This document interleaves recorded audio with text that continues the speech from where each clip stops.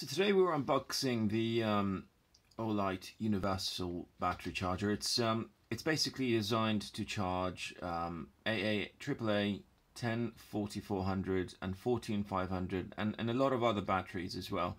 I bought this specifically for the 14500 battery that I bought with my S1A OLIGHT baton.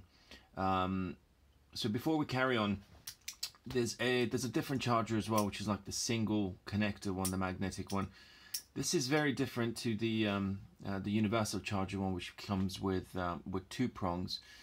With this, it's designed for any of the torches that have the R at the end. So if you buy a S1R, then this is the connector, the charger you need. It's just a basic simple USB one.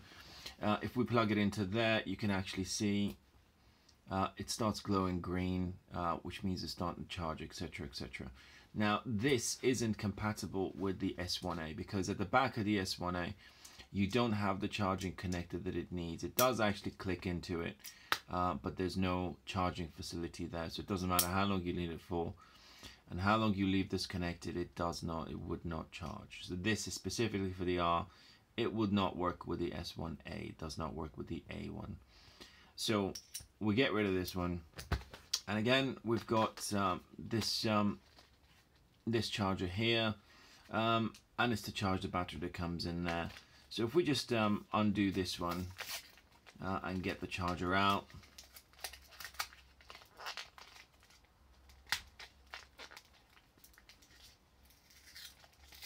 right, okay, so that unclips that, comes with an extended cable there.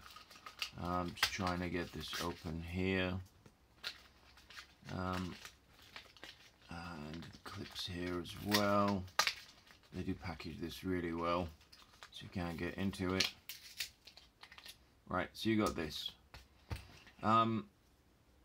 It's a tiny little cable. If we undo the top of it, and it's got the two clips there. I'm just going to plug it in first before actually connecting the batteries to it.